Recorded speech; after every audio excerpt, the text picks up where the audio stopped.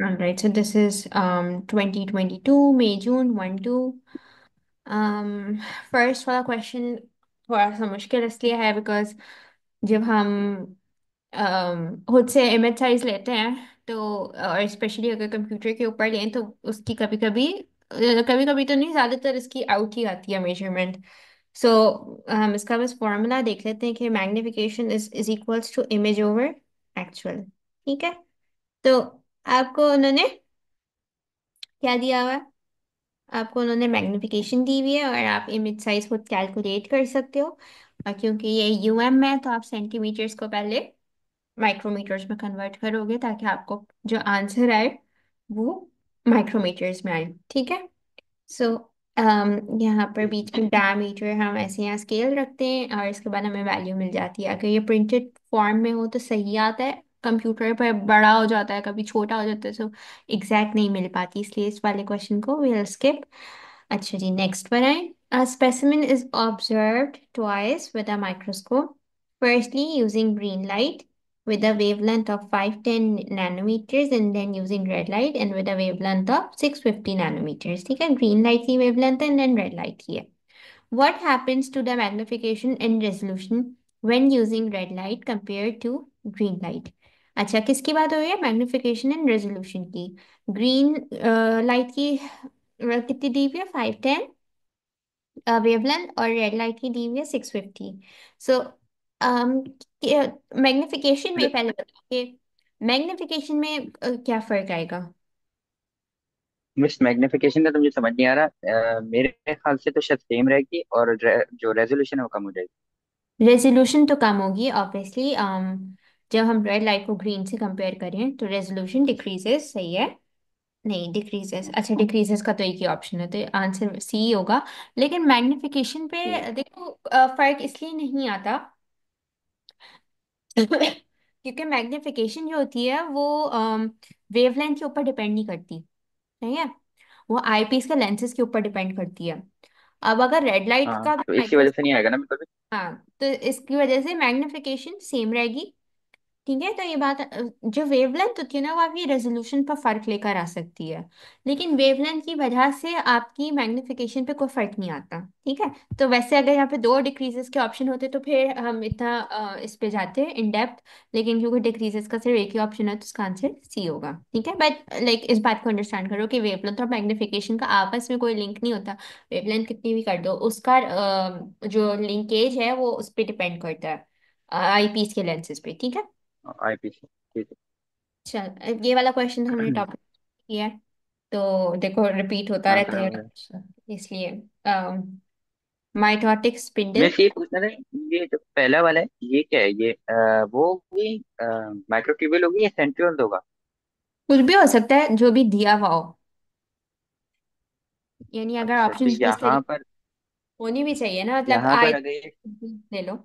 हाँ, ये non membrane bound cylindrical structure जो वाई है, ये तो देखो वो है ना सिलेंड्रिकल सेंट्रियोल, ये सेंट्रियोल, माइक्रोट्यूबुल है?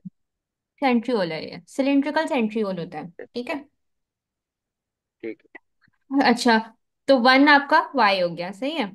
और जो ठीक सिंथेसिस ऑफ पॉलीपेप्टाइड कौन कराता है? है। डब्ल्यू। डब्ल्यू। तो कराता है नॉन स्फेरिकल राइबोसोम्स। ठीक है, टू लिख दो ना इस पे। नहीं, हाँ, वाई पे वन और इस पे टू, सही है। अच्छा, फिर इसके बाद और क्या है? सिंथेसिस ऑफ लिपिड्स कौन करवाता है? ये तो वी होगा ना। वी। वी होगा, हाँ ऑब्वियसली, अब कुछ बचा ही नहीं तो शुड बी सीन। अच्छा जी, what is found in chloroplast and mitochondria?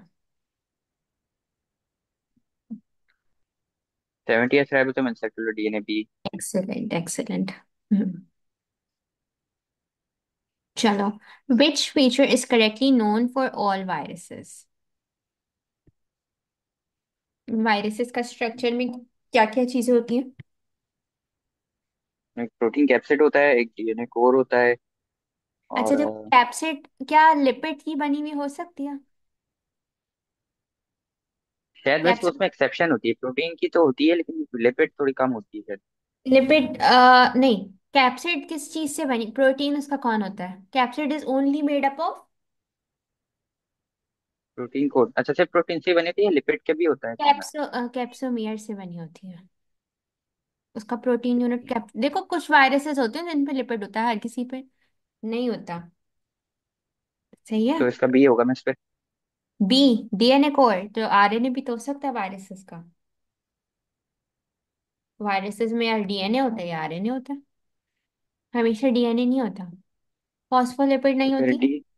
तो it's a non D. Cellular structure ना, इन्वायरमेंट में होता है तो नॉन सेलुलर होता है। अगर किसी लिविंग बीइंग के अंदर उसकी एंट्री हो जाती है तो फिर वो क्या हो जाता है, लिविंग हो जाता है। ठीक है। ठीक है। अच्छा। ठीक है। Four extracts from different plant materials were made and tested with Benedict solution.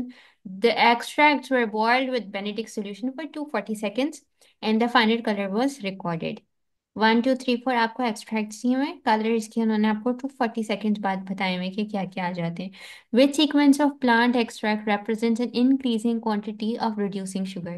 देखो सबसे पहले इंक्रीजिंग पे जाना है ना, तो वन पहला तो सबसे आखिर में सब, आना चाहिए। सबसे पहला थ्री होगा।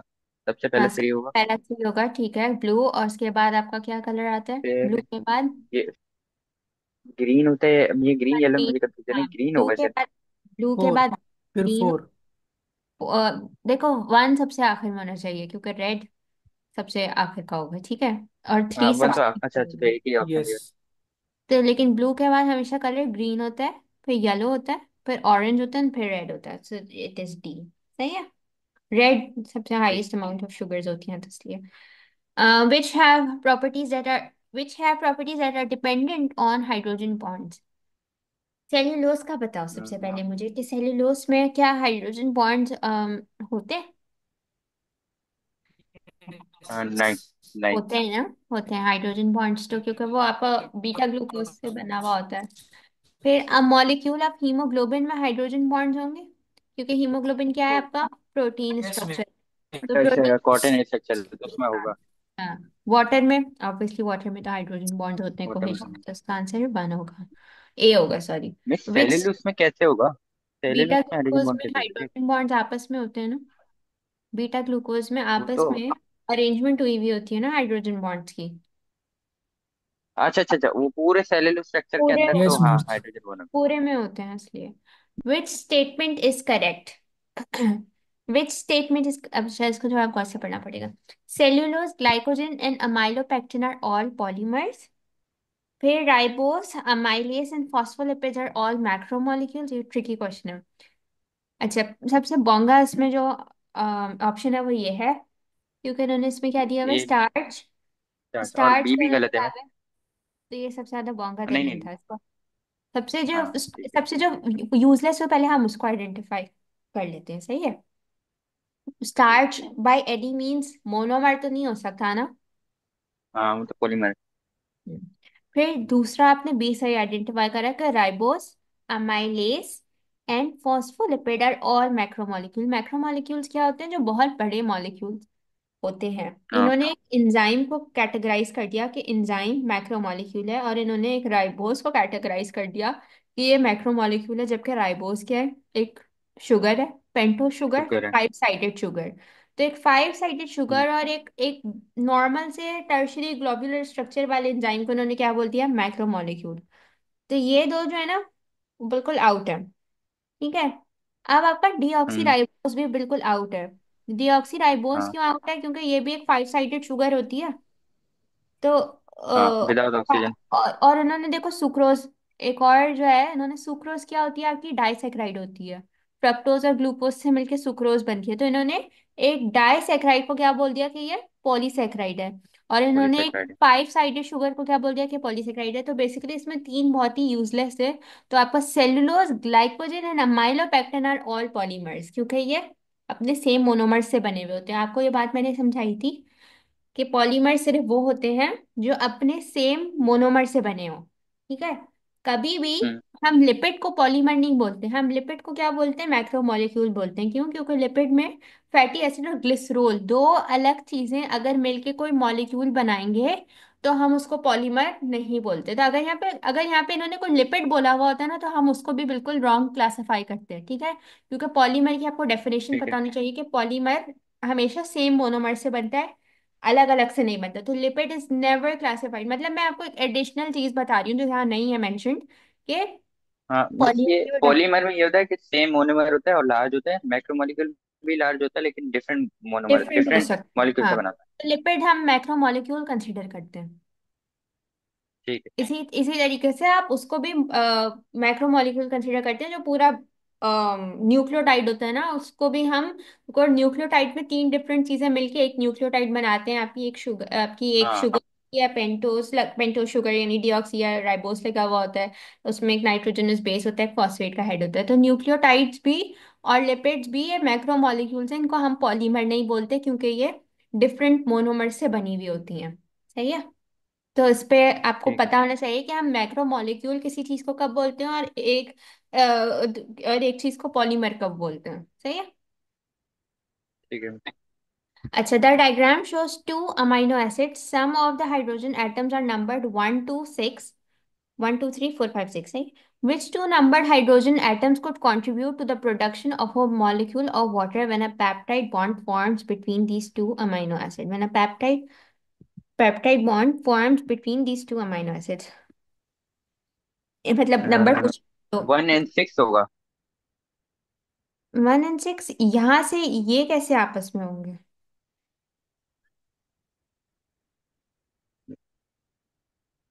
मेरे ऑपोजिट नहीं होता है वैसे, ये मिनट। अच्छा नहीं, अच्छा, ऐसा नहीं। नहीं सही कह रहे हो। हाँ, ये क्योंकि इसका इसके साथ जाके कंबाइन होता है ना। ठीक है, सही है। हाँ, दूसरे वाले। हाँ सही है, 1 और 6, 1 और 6 है ना, हाँ। ठीक है, सही है। यानी ये कह रहे हैं कि which two numbered hydrogen atoms could contribute to the production of a molecule of water, यानी मॉलिक्यूल ऑफ वाटर अलग अलग, मतलब पेप्टाइड बॉन्ड इनके बीच में बना हुआ है। ये लेकिन कैसे अपना बना रहे, तो हाँ ऑब्वियसली किसी और के साथ बनाएगा और 6 किसी और के साथ बनाएगा। ठीक है, सही है, गॉट इट। जी।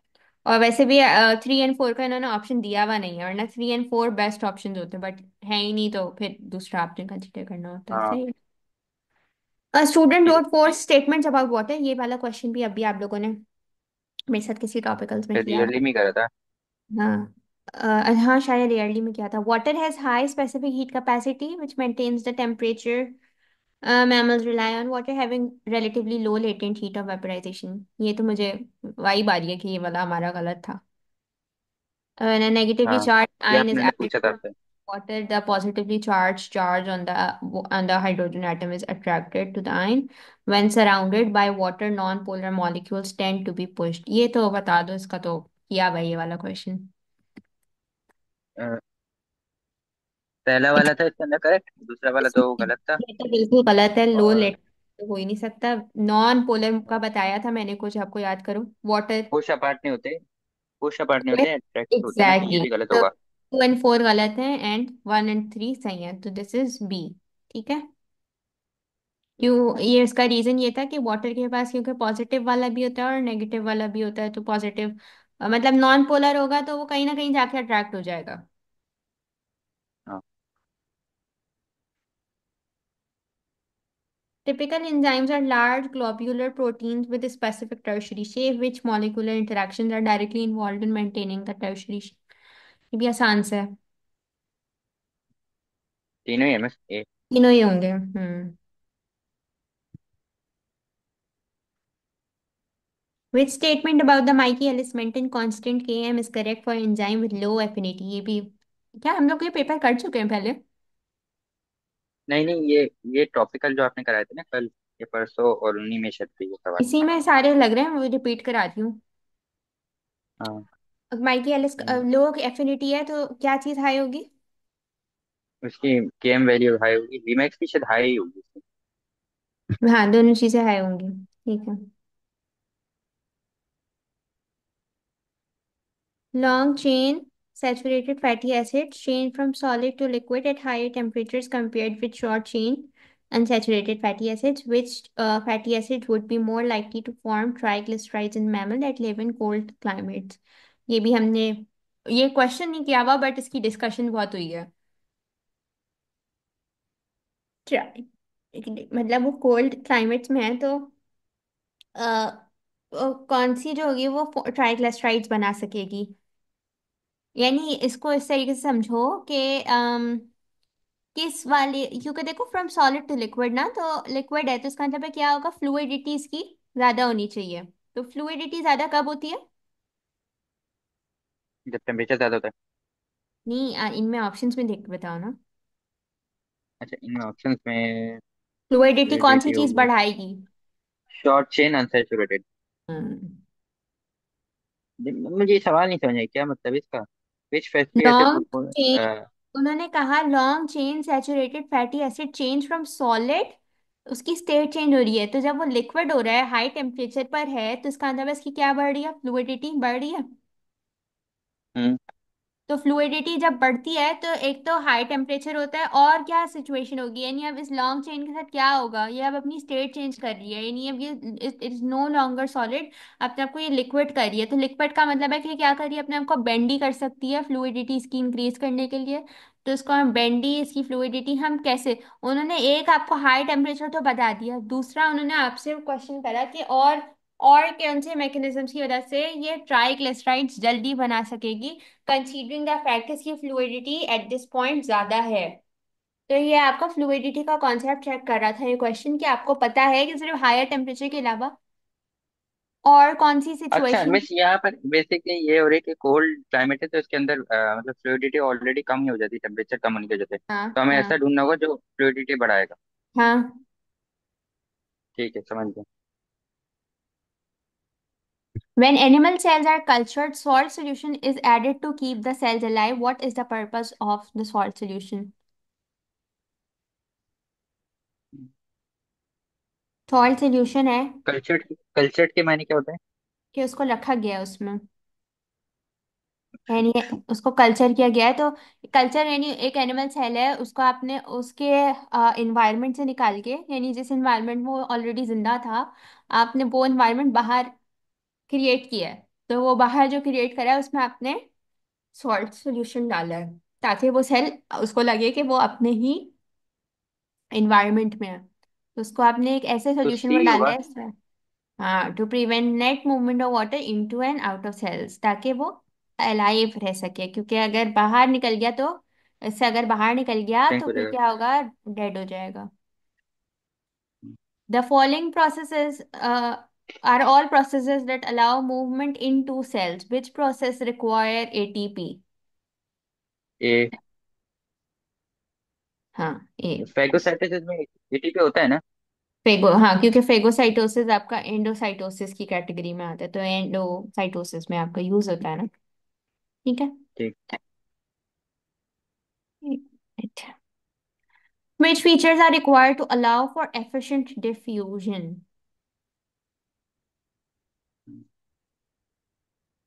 तीनों ही होंगे एफिशिएंट डिफ्यूजन के लिए, सरफेस एरिया लार्ज होना चाहिए, डिफ्यूजन पाथवे शॉर्ट होना चाहिए, मेंटेनेंस ऑफ कांस्टेंट ग्रेडियंट होना चाहिए, तो दिस शुड बी ए। आसान था ये तो। What is the role of mitosis? Mitosis आपकी बॉडी में होता है, ये बताओ। ए, ए, ए। ए। क्या हम माइटोसिस में क्या हम बोल सकते हैं रिपेयर ऑफ सेल्स? क्या ये वर्ड नहीं, रिपेयर टिश्यू सेल्स के? होता है, रिपेयर ऑफ हम्म। टिश्यू होता है। Excellent. Telomeres prevent the loss of genes from the end of chromosomes during DNA replication, but they become shorter each time they're copied. In cancer cells and stem cells, the telomeres remain the same length. Which statement is correct for all human cells?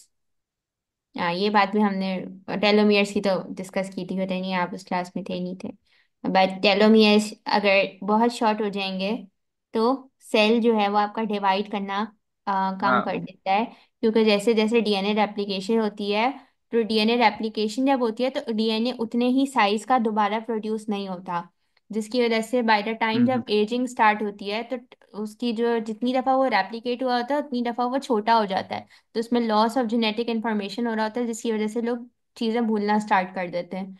तो जो चीज़ें भूलना होता है वो process of ageing होता है। तो अगर टेलोमियर्स बहुत छोटे हो गए तो सेल वोंट डिवाइड, बिकॉज फिर तो सेल ही खत्म हो जाएगा। वो मरना तो शुरू हो जाएगा। इसलिए इसका आंसर शुड बी ए। अच्छा। अच्छा, अब ये थोड़ा टेक्निकल वाला है। The nucleus of a mouse body cell in G1 phase of the cell cycle has 1.2 into 10 की power minus 12 grams of DNA. What will be the mass of DNA in the nucleus of the cell at the end of S phase and at the end of G2 phase of the cell cycle? पहले तो end of S phase का बता दो, इसको double करो 1.2 into 10 की power minus 12 को। एक सेकेंड। कैलकुलेटर लेकर आओ, मेरे पास वो वाला नहीं है इस वक्त, साइंटिफिक वाला। मैं मोबाइल में ही कर रहा हूँ, एक सेकेंड रुकेगा।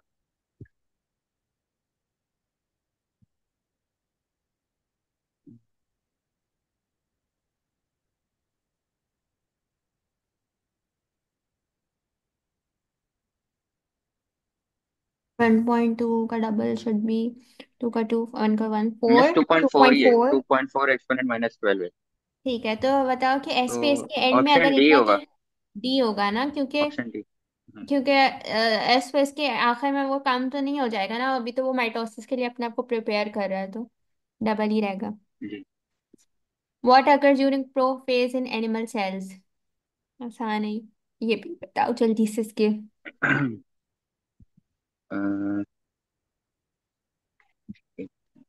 Repetition. Segmentation of 1 nuclear. And 2 तो होगा। 1 और 2 होगा। न्यू क्रोमोसोम्स विजिबल हो जाते हैं, क्रोमेटिन से क्रोमोसोम्स होते हैं। ठीक है, तो हाँ, 2 3 तो होंगे। सेंट्रियोल्स पहले डी रेप्लिकेट हो, होंगे। वो सेंट्रियोल्स जी डीएनए टू में ही हो जाते हैं वो तो इसलिए इट शुड बी बी। सही है। Which statement describes the structure of ATP? It is a DNA nucleotide with 2 extra, with 3 extra. बताओ। तो। बी। तो DNA न्यूक्लियोटाइड डीऑक्सीराइबोस होता है मैं उसमें। मुझे इसमें नहीं याद, ये आरएनए होता है या डीएनए होता है। आरएनए होता है वो, आरएनए न्यूक्लियोटाइड्स होते हैं। ठीक है, डीऑक्सीराइबोस सिर्फ डीएनए में होता है। ठीक है। ठीक है। अच्छा जी, रिफाम्यसिन is an antibiotic used to treat tuberculosis. It works by inhibiting RNA polymerase in bacteria. Which processes are directly inhibited in this antibiotic? अब देखो inhibit क्या कर रहा है, आरएनए पॉलीमरेज इन बैक्टीरिया। तो ये एंटीबायोटिक क्या चीजें जो है वो रोक देती होगी? डीएनए रेप्लिकेशन और आरएनए पॉलीमरेज, डीएनए की रेप्लिकेशन तो हो जाती होगी क्योंकि नहीं नहीं नहीं, पॉलीमरेज सॉरी। है। एंजाइम सिंथेसिस, एंजाइम सिंथेसिस होगा, एंजाइम 2 1 सिंथेसिस। डी। हम्म। ठीक है। अच्छा जी, सही है। The table shows the DNA triplet codes for some amino acids. The base sequence on the template DNA strand coding for a part of polypeptide is shown. Two mutations occur in this sequence during DNA replication. Which mutated template DNA strand would result in a shorter polypeptide? अच्छा जी, shorter base sequence क्या है? सी सी ए कहाँ पे code कर रहा है, क्या code कर रहा है? ग्लाइसिन कर रहा है। ए सी जी क्या कोड कर रहा है? ए सी जी सिस्टीन को कर रहा है। ठीक है। जी सी जी कर रहा है आर्जिनिन को। जीनिन। सी टी ए कर रहा है एस्पेरेजीन। और ये लाइसिन को कर रहा है, और जी सी ए अर्जिनिन को कर ये रहा है। अब रहा। बताओ कि कहाँ पे ऐसी जो है वो 2 पॉइंट्स पे कहाँ ऐसी म्यूटेशन होगी कि वो जो है वो शॉर्ट हो जाएगा। 2 पॉइंट्स पे टॉप हम्म। कोडन आना चाहिए ना। हम्म।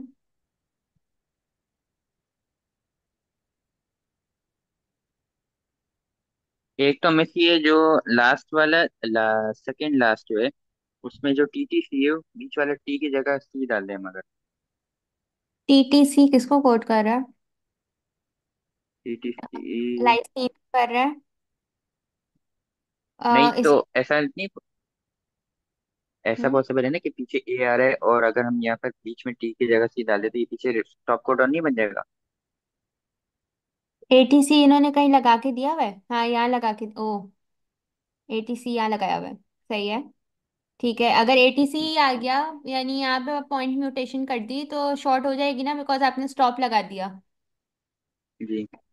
और अच्छा हाँ, फिर अगर एटीसी आ गया तो मिस ऑब्वियसली मेरे ख्याल से बस इधर से ही देखना है हमें कि इधर कहाँ से पर ही होगा। एटीसी था, बस वही ऑप्शन है। हाँ ठीक सी। है, सी ओके।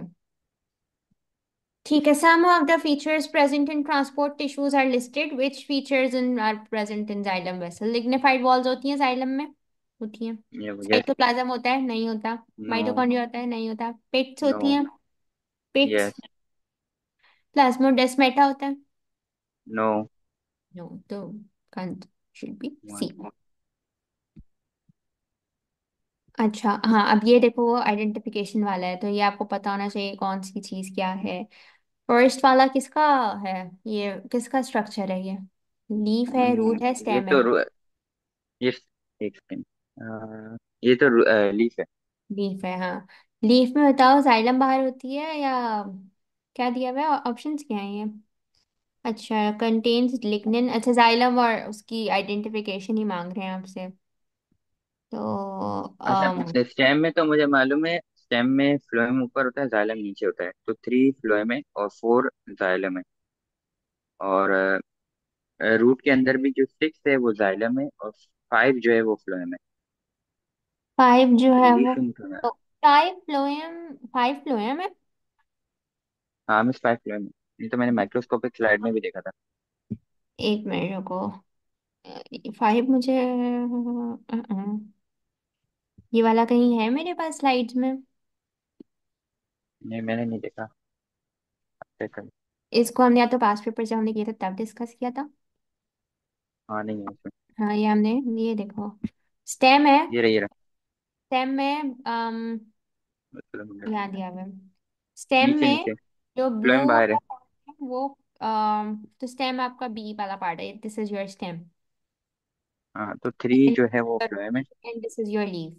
तो अगर अब बताओ उसको देख के स्टेम का, मुझे बताओ कि स्टेम में जो फ्लोएम है वो अंदर है, ठीक है? तो स्टेम में फोर्थ नहीं, वाली चीज क्या फ्लोएम है? बाहर है। फ्लोएम बाहर है। क्यों फ्लोएम बाहर? ओ हाँ, फ्लोएम बाहर है, ओके। ठीक है, ये वाला पार्ट जो फोर्थ है ये आपकी जाइलम है, और थर्ड वाला पार्ट आपका ये फ्लोएम फ्लोएम है। है। तो फोर्थ पे लिग्निन होनी चाहिए, फोर्थ पे लिग्निन होनी 4 पे चाहिए। लिग्निन होने चाहिए, हाँ 4 पे फोर्थ लिग्निन पे, होनी चाहिए। ठीक है, फोर्थ पे लिग्निन है। और थ्री पे मैं सी वाला ऑप्शन भी गलत हो गया, सी वाला ऑप्शन गलत हो गया, इसके अंदर 3 आ रहे हैं यहाँ पर। ठीक है, सी हटा दो। One B, A B and D में देख रहे हैं अब, यहाँ पे थ्री सही लगाया हुआ है इन्होंने। ये थ्री सही है, ये हाँ, भी थ्री सही है, और यहाँ ये भी। पर ये। ठीक है, हाँ, ये भी सही अब देखो, अब मुझे ये लीव का बताओ। लीव का मेरे पास है कोई डायग्राम? एक है। लीफ का मिनट, मुझे याद नहीं आ रहा, एक सेकंड। लीफ नहीं, नहीं यहाँ तो है नहीं होगा, इसमें। मेरे ऊपर ही होगा। अच्छा, सही है, हम ऐसे ही आइडेंटिफाई कर लेंगे। मैं रूट की पिक्चर मिस निकाल, रूट से मैं कर सकता हूँ, रूट से मुझे पता है रूट कौन सा है ये। रूट रूट में 5 फ्लोएम है और 6 जो है जाइलम है। मैं फिर भी देख रही हूँ कि कोई मिस्टेक ना हो जाए।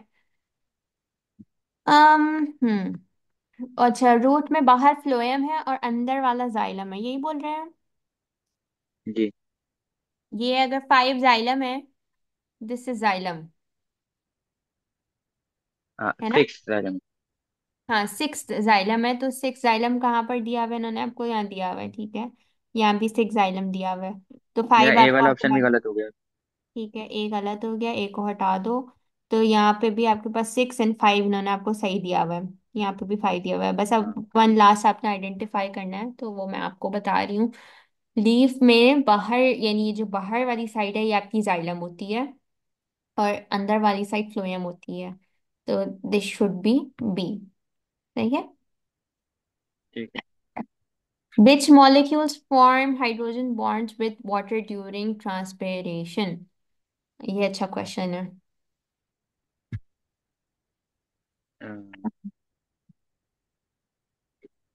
हाइड्रोजन बॉन्ड्स कौन बनाता है? 2 एंड 3 होगा miss. 2 and 3 D. D. Two क्यों होगा? सिब्यूरिन का क्या काम है? सिब्यूरिन इन जाइलम वॉल, सिब्यूरिन होती है जाइलम वॉल में।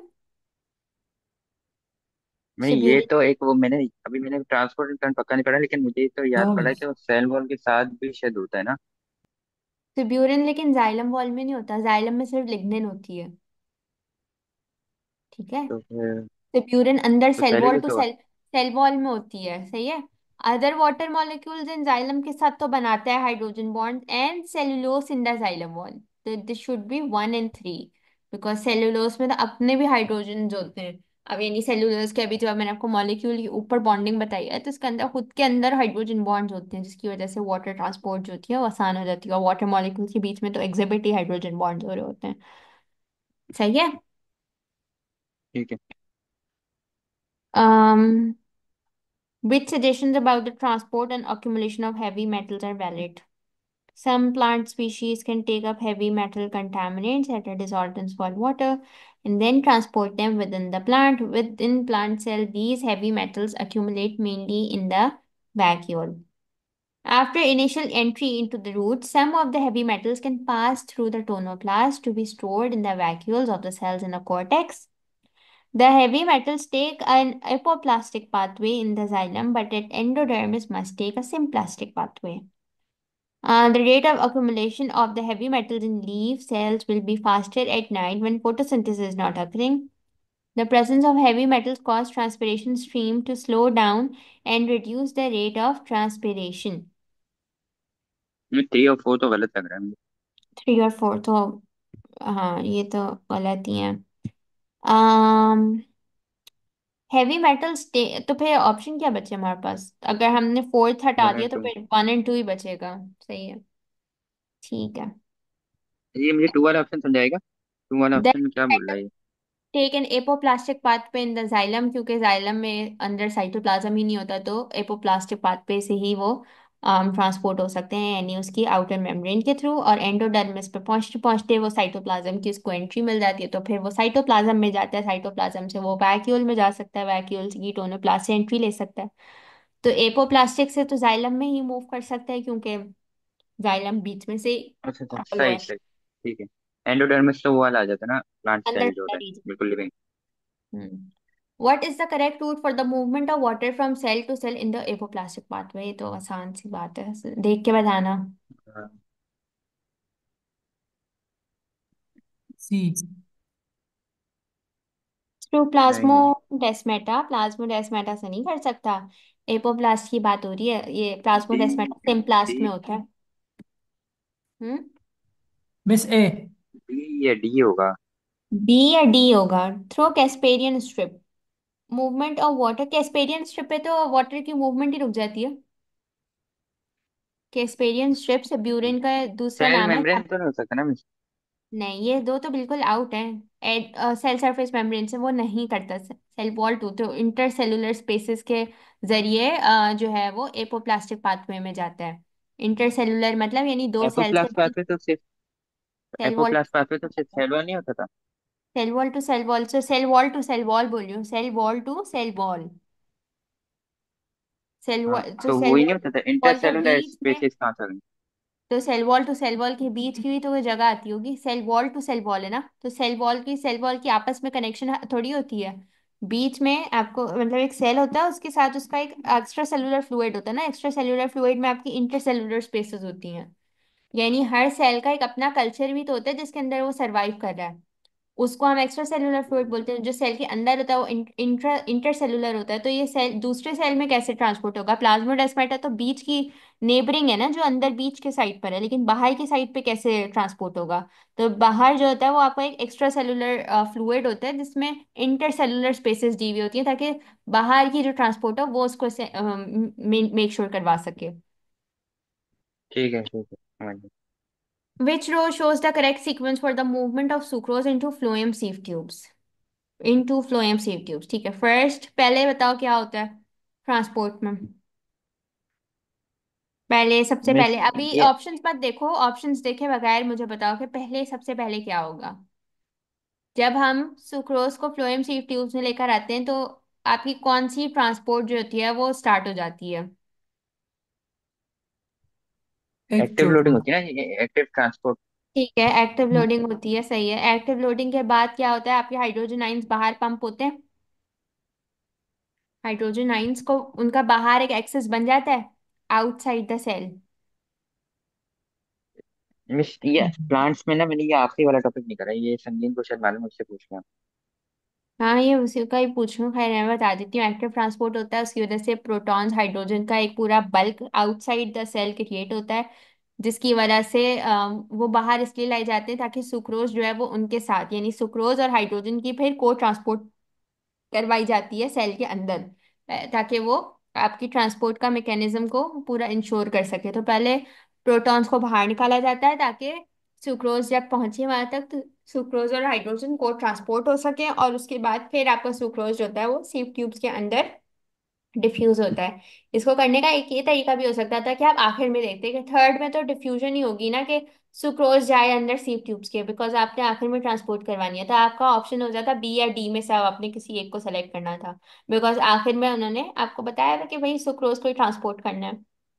और फिर थोड़ा सा अगर हम अपना दिमाग लगाएं तो हमें पता होना चाहिए कि लोडिंग में एक्टिव ट्रांसपोर्ट शुरू हो जाती है, तो एक्टिव ट्रांसपोर्ट आपका पहला स्टेप होना चाहिए था। एक्टिव ट्रांसपोर्ट बाद में नहीं होती, प्रोटॉन्स पहले निकलते हैं, तो फिर ऑटोमेटिकली आप कंक्लूड कर लेते हैं कि डी इसका आंसर होगा। इसके लिए वही बात है कि आपको बहुत ज्यादा पढ़ना पड़ेगा, अपने कॉन्सेप्ट्स को स्ट्रांग करना पड़ेगा, ताकि अगर किसी एक जगह पे फंसो दो दो चीजों से आइडेंटिफिकेशन हो सके। What occurs during ventricular systole in the mammalian heart? Ventricular systole क्या होती है, जो सबसे आखिर में यानी दोनों वेंट्रिकल एक पल्मोनरी सर्कुलेशन को शुरू करवाएं और एक सिस्टमिक सर्कुलेशन को शुरू करवाएं। सही है, तो अब आप थोड़ा सोच के बताओ कि अयोटिक प्रेशर जो है वो इंक्रीज होगा। अयोटिक प्रेशर जब वेंट्रिकुलर सिस्टोल होगी तो अयोटिक प्रेशर बढ़ना चाहिए या नहीं बढ़ना चाहिए? नहीं। क्यों?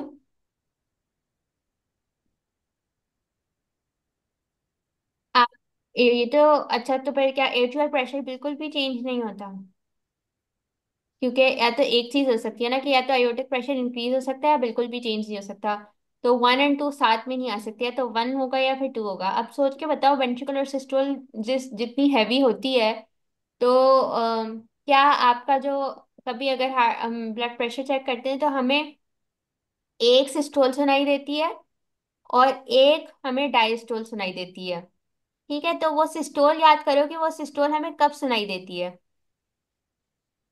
सिस्टोल यानी कॉन्ट्रैक्शन होती है, तो क्या वो हमें छोटे उस पे सुनाई देती है, या जो बड़ा ग्राफ का जो चेंज आता था उस पे हमें सिस्टोल सुनाई देती है?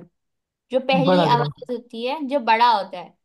एट्रियल सिस्टोल के बाद हमें आवाज सुनाई नहीं देती, हमें बड़े सिस्टोल के बाद आवाज सुनाई देती है। तो सिस्टोल में आपका एट्रियल और वेंट्रिकुलर सिस्टोल दोनों सुनाई देते हैं, क्योंकि वेंट्रिकल्स का प्रेशर बहुत ज्यादा होता है। उसकी वजह से क्या होता है कि आपकी सेमी लूनर वाल्व्स खुल जाती हैं और आपकी अयोटिक वाली जो है वो बंद हो जाती हैं। तो सिस्टोल, दो सिस्टोल्स आपकी बॉडी में हो रही हैं, आपको पता है, एक एट्रियल हो रही है, एक वेंट्रिकुलर सिस्टोल हो रही है, तो जो हमें आवाज सुनाई देती है वो हमें दोनों सिस्टोल्स की सुनाई देती है। तो अयोटिक प्रेशर इंक्रीज होता है तभी उसकी आवाज आती है, वो अगर बढ़ेगा ही नहीं तो आवाज नहीं आएगी। दोनों एडअप होके अपनी एक सिस्टोल की आवाज देते हैं, और फिर जब दोनों रिलैक्सेशन में जाते हैं, यानी आपका हार्ट 1 मिली सेकेंड्स के लिए जब रिलैक्सेशन में जाता है तो डायस्टोल सुनाई देता है। ठीक है, जब दोनों यानी वेंट्रिकुलर सिस्टोल जब अपना कॉन्ट्रैक्शन दिखाता है, तो एट्रियल सिस्टोल की जो क्लोजिंग होती है उसकी भी आपको थोड़ी बहुत आवाज आती है। ऐसा नहीं है, वरना फिर आपकी डिटेक्शन कैसे होती कि आपका एट्रिया भी बंद हो रहा है, एट्रिया भी कॉन्ट्रैक्ट हो रहा है, उसकी भी आपको आवाज सुनाई देती है। तो अयोटिक प्रेशर इंक्रीज होता है और वेंट्रिकुलर प्रेशर भी इंक्रीज होता है जब सिस्टोल होती है। तो इतनी बड़ी जो इमर्जेंस है उस हिल की, वो इसलिए नहीं है कि सिर्फ वेंट्रिकल्स ने अपने आप को अपने प्रेशर को इंक्रीज करा है, रादर दोनों प्रेशर्स जो हैं वो उस वक्त बॉडी के हाई होते हैं, तब जाके हमें एक बहुत शार्प साउंड सुनाई देती है सिस्टोल की, और डायस्टोल की बहुत डल साउंड होती है। तो कभी अपना खुद किसी का ब्लड प्रेशर चेक करके देखना कि जो सिस्टोलिक होती है वो बहुत बहुत आपकी ऐसी होती है कान फाड़ने वाली आवाज, और जो डायस्टोल की होती है वो बहुत लाइटर होती है।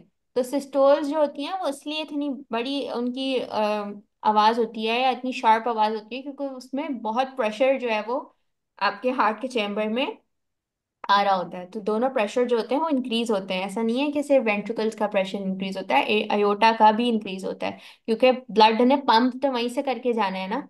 तो एक, अगर एक साइड, यानी अगर आप कह रहे हो कि सिर्फ वेंट्रिकल्स का प्रेशर इंक्रीज हो रहा है, तो ब्लड पंप भी तो कर रहा है बाहर की तरफ। तो जब इतनी इतने प्रेशर से जब बाहर जाएगा, तो अयोटा, अयोटा अगर अपना प्रेशर इंक्रीज नहीं करेगा तो बर्स्ट कर जाएगा। उसको भी अपना प्रेशर इंक्रीज करना होता है ताकि वो सस्टेन कर सके। मैंने बहुत सारे तरीकों से एक्सप्लेन करा है, तो किसी एक तरीके से भी अगर समझ आता है तो सही है। Yes miss, thank you. अच्छा, which plant diagram represents the tissue in a major vein? Major vein है, तो मेजर वेन का जो शेप होता है वो कैसा होता है? रेगुलर होगा, इरेगुलर होगा?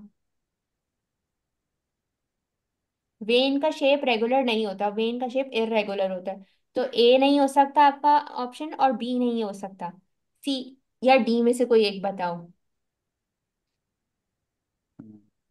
सी, डी होगा मेरे ख्याल से, मुझे लग रहा है, मुझे ल्यूमन बड़ा सा। ह्यूमन बड़ा है इसका, एग्जैक्टली exactly. चलो, ये वाला क्वेश्चन हमेशा आता है। At the end of which period is the ventricle full of blood? Ventricle full of blood है मतलब अभी फुल ऑफ ब्लड है, बाहर निकल नहीं गया ब्लड। किस, यहाँ ये वाला, अच्छा बताओ, ये टाइम पीरियड कौन सा होता है? यहाँ किसका इस सिस्टोल है? मैं हम्म, ए ये होगा, मिस ए होना चाहिए मेरे ख्याल से। ए होना चाहिए। ए क्यों है? बिकॉज यहाँ पे एट्रियल सिस्टोल हुई है। तो एट्रियल सिस्टोल का मतलब क्या होता है कि एट्रियम से ब्लड किधर फ्लो कर रहा है? नीचे कर रहा है, वेंट्रिकल्स में। तो ए हाँ। Is flow of blood. और फिर ऑब्वियसली उसके बाद बी इज, यानी बी में वेंट्रिकल्स जो होते हैं वो ब्लड उनका बाहर आ जाता है। अच्छा, which description of movements of substances during tissue fluid formation is correct? एक और से पढ़ना, टिश्यू फ्लूइड की बात हो रही है।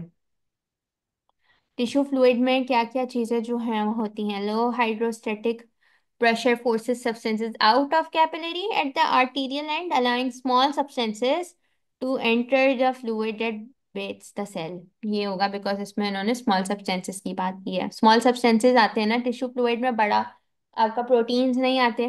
प्रोटीन्स रह जाते हैं क्योंकि वो बड़े होते हैं। तो स्मॉल सब्सटेंसेस से आप इजीली फिगर आउट कर सकते हो कि टिश्यू फ्लूइड फॉर्मेशन की बात हो रही है।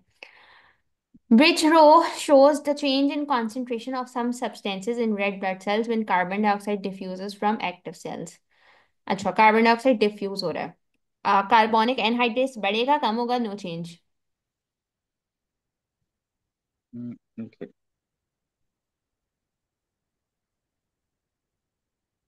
हेलो?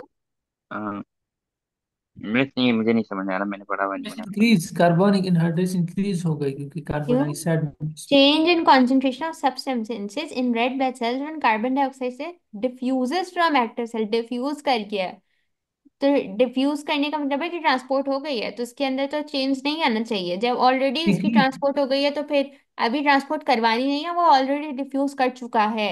तो इसमें नो चेंज होगा। कार्बोनिक एनहाइड्रेट तब बढ़ता है, तब डिक्रीज होता है जब ये प्रोसेस ही स्टार्ट हो रहा हो। जब अच्छा। एट दिस पॉइंट, जब अगर उसकी डिफ्यूजन हो रही है, तो आपका हाइड्रोजन कार्बोनेट आइंस बढ़ जाएंगे। CO2 का काम हो, ये कार्बोनिक एनहाइड्रेस का काम हो गया है। अब तो वो डिसएसोसिएट करता है H2CO3 के बाद उसकी डिसएसोसिएशन होती है दो चीजों में। ये H transport, two O H, और हाइड्रोजन प्लस के आयंस होते हैं, हाइड्रोजन प्लस आयंस बढ़ेंगे और आपका H H, HCO3। इसकी बात हो रही है। कार्बोनिक एनहाइड्रेस का तो काम ऑलरेडी हो चुका है। कार्बोनिक एनहाइड्रेस सबसे पहले वाला काम होता है जो CO2 और H2O को कैटेलाइज करवाता है। ये कह रहे हैं डिफ्यूजन हो रही है। अब बताओ, जब डिफ्यूजन हो रही है तो किन चीजों की होती है? H प्लस और HCO3, ये दोनों बढ़ते हैं। कार्बोनिक एनहाइड्रेस का कोई चेंज नहीं होगा। वो तो yes miss. Transport of CO2 शुरू हो रही होती है। 35, which statement about the human gas exchange system are correct?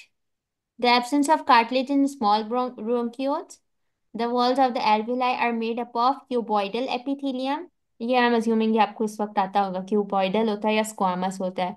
Alveoli secrete a commas. substance which reduces surface tension। The trachea and bronchi are supported by, ये बहुत आसान है, इसमें तो मुझे कुछ बताने की जरूरत ही नहीं है। 35 का क्या होगा? मिस फोर तो ठीक है, ट्राई यार बैंक यार supported by ring of one सही कार्टिलेज। है, वन सही है। Absence of cartilage in small bronchiole allow them to expand. Bronchiole में तो छोटे वाले जो कार्टिलेज। ब्रोंक्यूल्स होते हैं जो अंदर की तरफ होते हैं, उसमें कार्टिलेज नहीं होता। कार्टिलेज आपके ट्रेकिया में होता है। स्मॉल ब्रोंक्यूल जो अंदर जहाँ पे एल्वियोलाई की प्रोजेक्शन होती है वहाँ एब्सेंस ऑफ कार्टिलेज होती है। और alveoli secrete a substance which reduces surface tension। तो आपका answer should be 1 and 3। The trachea and bronchi, bronchi में कार्टिलेज नहीं होता, ठीक है। वो ब्रांकस में होता है। ब्रोंकस में होता है वो। तो ब्रांकस और ब्रोंकाई में क्या फर्क है? ब्रोंकस वो होता है जो ट्रेकिया की फॉरेन इमर्जेंस होती है। ट्रेकिया की जब फॉरेन डिवाइड होता है वो ब्रोंकस होता है। और जब ब्रोंकस लंग्स में एंटर हो जाता है तो वो ब्रोंकियोल हो जाता है। तो अगर लंग्स लंग्स के अंदर ब्रोंकियोल्स जो होते हैं उनमें कार्टिलेज नहीं होता, सिर्फ इस वाले पार्ट में होता है। ब्रोंकस नहीं दिया हुआ उन्होंने, ब्रोंकाई दिया हुआ है।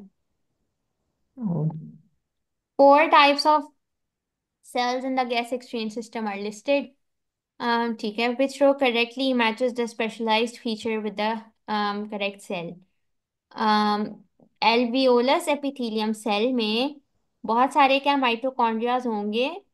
सीलिएटेड सेल के में अच्छा, आपको यहाँ से पिक एंड चूज करना है। एल्वियोलस में क्या चीज ज्यादा होगी, एल्वियोलस में क्या चीज ज्यादा होनी चाहिए। Golgi, Golgi body. नो में स्मूथ मसल। एल्वियोलस में तो स्मूथ मसल्स होने चाहिए ना। Golgi yes body miss. या माइटोकॉन्ड्रिया का क्या काम है वहां पे, है ना। Yes miss. अच्छा ठीक।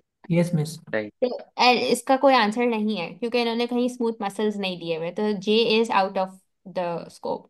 तो आप यहाँ पे जे को हटा सकते हैं, जे वाले ऑप्शंस इस पे सूट नहीं कर रहे, तो ऑटोमेटिकली आपका आंसर सी बन गया। बट हम इसको देख लेते हैं। सीलिएटेड सेल्स में क्या चीज ज्यादा होनी चाहिए। सीलिएटेड सेल्स कितना इनको स्वेपिंग का काम करना है, स्वेपिंग के लिए इनको क्या चीज चाहिए। म्यूकस एंसीलिया। सीलिएटेड सेल्स को एनर्जी कहाँ से आएगी। माइटोकॉन्ड्रिया से। माइटोकॉन्ड्रिया। माइटोकॉन्ड्रिया से, तो के आपका हो गया माइटोकॉन्ड्रिया।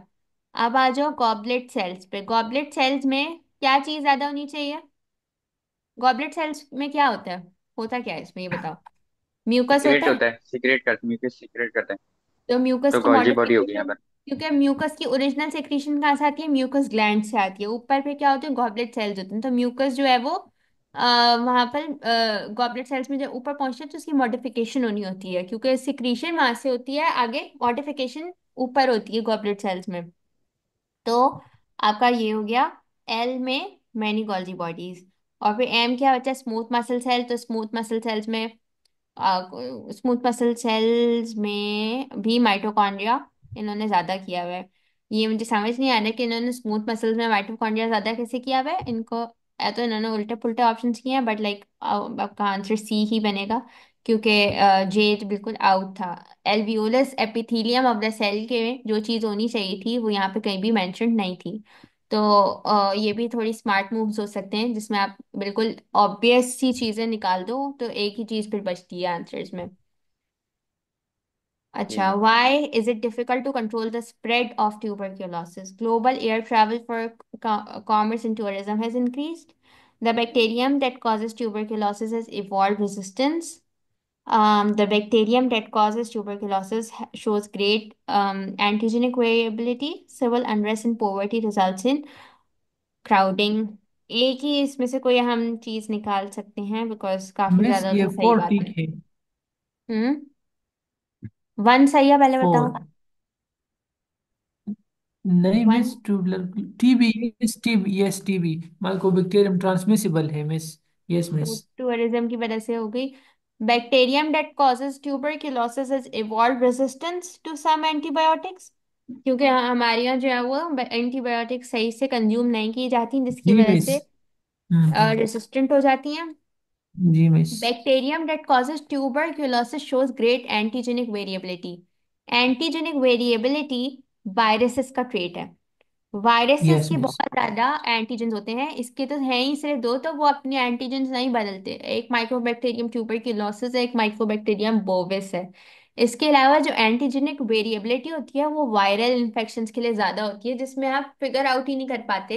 कि फॉर एग्जांपल इसकी इसको समझने के लिए इन्फ्लुएंजा को याद कर लिया करो कि हर साल जब इन्फ्लुएंजा का ब्रेकआउट होता है तो पुरानी दवाइयाँ यूजलेस हो जाती हैं, इसलिए कभी एंटीवायरल्स बन ही नहीं पाते। एंटीवायरल्स के ना बनने का प्राइमरीली रीजन ये है कि वायरसेस में इतनी वेरिएशंस होती हैं कि उसका कोई एक उसका कोई एक एंटीवायरल डेवलप ही नहीं हो पाता। जब तक वो डेवलप होता है तब तक वायरस अपने आप को और एडवांस कर चुका होता है। ये कोविड से बहुत इजीली आप लोग याद कर सकते हो कि कोविड में जब जब कोई उसकी बनती थी कोई दवाई, तो कोविड किसी और ही उसमें चला जाता था। यानी को उसको क्या कहते थे, जैसे क्या वर्ड यूज होता था उसके लिए कि वेव आ गई, यानी वेव 2 आ गई, वेव 3 आ गई। तो जो वेव्स होती है ना, जो जेनेरिक लोगों के लिए यूज किए जाते हैं टर्म, वो उसका मतलब होता है कि इसकी एंटीजेंस इतने चेंज हो चुके हैं कि कोई दवाई अब उसके ऊपर असर नहीं करेगी। ठीक है। तो yes yes. Primarily antigenic variability viruses के लिए होती है, तो इसका ऑटोमेटिकली आंसर क्या हो जाएगा? ए। मिस फोर भी है हाँ। और अच्छा, rabies is a viral disease which can be spread to humans by a bite from an infected animal. One method of treatment is to inject the patients with antibodies specific to rabies virus. Which statement about this treatment are correct? The patients will have natural passive immunity. Natural कब होता है? जब आपको इन्होंने क्या mother कहा, publicity inject का। किया। इंजेक्ट द पेशेंट का, तो जब इंजेक्शंस लगाए जाते हैं एंटीबॉडीज के, तो वो क्या होते हैं? आर्टिफिशियल होते हैं। Yes miss. ये क्या है? ये आर्टिफिशियल पैसिव तरीका इन्होंने यूज किया, तो natural this is passive. Wrong. Yes. तो वन वाले ऑप्शन हटा दो, ए और बी हट गए, टू अब सी या डी जी में से मिस। करना है। The injected antibodies will be broken down. क्या एंटीबॉडीज, अच्छा इसमें टू तो हो गई, हम थ्री और फोर को देखते हैं। The G miss. Patients memory cells will be able to produce this antibody more rapidly in the future. The immunity provided with only last for a short time. जब हम एंटीबॉडीज डालते हैं, इस तरीके से इंजेक्ट करते हैं, तो वो शॉर्ट टाइम की इम्यूनिटी देते हैं। Long time yes miss. Immunity आपके उन तरीकों से आती है जो नेचुरल होते हैं। नेचुरल जी पैसिव मिस। और नेचुरल एक्टिव आपको लॉन्ग इम्यूनिटी देते हैं। हर चीज़ जो नेचुरल होती है वो यानी आपका डायरेक्ट कांटेक्ट हुआ एंटीजन के साथ, या आपको उसकी वैक्सीन लगाई दी गई है, तो वो आपको लॉन्ग टाइम देता है। तो इसका answer should be two and, अच्छा करेक्ट पूछा है उन्होंने, हाँ तो टू एंड फोर होगा। सही है। Yes. A person's blood group is determined by the antigens present on the red blood cells. The table shows the antigens and antibodies in the blood of people with different blood groups. Achha, during a blood transfusion, it is essential that the person who receives the blood does not have antibodies to the donor's blood. Which blood groups can be given to person with blood group B? अगर किसी का blood group B है तो उसको कौन से जो है वो ब्लड्स दिए जा सकते हैं? उसके अंदर उसका एंटीबॉडी नहीं होना चाहिए, तो बी को बी देना चाहिए। नो। तो बी देना चाहिए ना, जिसका जो ब्लड ग्रुप होता है उसको वही ब्लड ग्रुप दिया यस जाता है। Yes, sorry sorry sorry miss B तो सॉरी। देंगे, बी तो देंगे। बी सॉरी सॉरी होगा, मिस। तो इसमें या तो ये ए बी भी आपका दे आंसर सकते हैं, होगा। ए बी भी दे सकते हैं। A B, A B universal acceptor होता है, अपने पास कहीं नोट कर लो। ए बी एक्सेप्टर होता है, ए बी किसी को डोनेट नहीं कर सकता। ए बी को डोनेट कर सकता है, लेकिन अच्छा। ए बी किसी और को। यूनिवर्सल एक्सेप्टर ये है, this is a universal acceptor. कभी अगर ये क्वेश्चन आ जाए तो यू शुड नो कि A B is universal acceptor and O is universal donor. Yes किसी मिस। को भी ओ का ब्लड डोनेट किया जा सकता है, क्यों? क्योंकि उसके पास दोनों एंटीजेंस होते हैं, यानी वो ब्लड ग्रुप ए को भी रिकॉग्नाइज कर लेता है और वो ब्लड ग्रुप बी को भी रिकॉग्नाइज कर लेता है। लेकिन ओ को सिर्फ ओ दिया जा सकता है, क्यों? क्योंकि उसके पास उसकी एंटीबॉडी ए भी और एंटीबॉडी बी भी है। अगर ओ को ब्लड ग्रुप ए दिया गया या ओ को ब्लड ग्रुप बी दिया गया, तो उसके अंदर उन दोनों की एंटीबॉडीज हैं, वो ब्लड ग्रुप ए और बी दोनों के अगेंस्ट रिएक्ट कर देगा। लेकिन वो रिकॉग्नाइज दोनों को कर लेता है, ए और बी दोनों को करता है। तो एट दिस पॉइंट इतनी इंफॉर्मेशन आपको जरूरी नहीं है। आप सिर्फ ये याद रखो, ए बी सबको एक्सेप्ट करता है, ओ सबको डोनेट कर सकता है। तो इसका आंसर शुड बी डी। सही है। ये एंटी यस। ए और एंटी बी का क्या मतलब है यहाँ पर? एंटीबॉडी होता है, एंटी ए इसका मतलब होता है एंटीबॉडी ए, यानी ब्लड ग्रुप ए के अगेंस्ट जो काम करे, और एंटी बी का मतलब होता है एंटीबॉडी बी, यानी एंटी से समझ लो ना, इसके अगेंस्ट जो काम कर सके। तो मिस ओ कैसे होगा फिर? तो ब्लड ग्रुप बी के अगेंस्ट ही काम कर रहा। नहीं, एंटीबॉडी क्या होती है कि वो उसको इसको अगर चढ़ाओगे, देखो ये अब बहुत मेडिकल का क्वेश्चन इन्होंने उठा के दे दिया, क्वेश्चन ही गलत है, नहीं देना चाहिए था। अगर फॉर एग्जांपल ये ब्लड ग्रुप ओ है, ठीक है, हर सेल के ऊपर आपको पता है कि कुछ एंटीजेंस होते हैं। एंटीजेंस क्या होते हैं? जो रिकॉग्नाइज कर सकते हैं, है ना, यस रिकॉग्निशन की मिस। कैपेबिलिटी। जी। तो ये जो एंटी, अगर ये फॉर एग्जांपल ये ब्लड ग्रुप ओ है, ब्लड ग्रुप ओ में एंटीजेंस नहीं होते। ब्लड ग्रुप ओ वाहिद ब्लड ग्रुप है जिस जो बगैर एंटीजेंस के है। तो वो अच्छा, अब ये बात समझ आ गई कि इसके पास कोई एंटीजन नहीं है, इसकी कोई अपनी आइडेंटिटी नहीं है। लेकिन अगर इसको नहीं, आप कोई हाँ आ और गई। ब्लड, अगर इसको ए ब्लड ग्रुप दिया जाए या बी ब्लड ग्रुप दिया जाए, तो इसके पास उन ब्लड ग्रुप्स के अगेंस्ट काम करने की कैपेबिलिटी है। अगर ये इसके अंदर एंटी ए है और उसके अंदर एंटी बी है, तो ये ब्लड ग्रुप ए को डिस्ट्रॉय कर देगा और ये ब्लड ग्रुप बी को भी डिस्ट्रॉय कर सकता है। इसके पास ये वाली एंटीबॉडीज हैं। हम्म। बट अच्छा, अब आ जाओ हम्म। ए बी पर। अगर ब्लड ग्रुप ए बी है किसी का, तो उसके जो एंटीजन होंगे वो ए को भी रिकॉग्नाइज करता है और वो बी को भी रिकॉग्नाइज करता है। ये ब्लड ग्रुप ए बी है।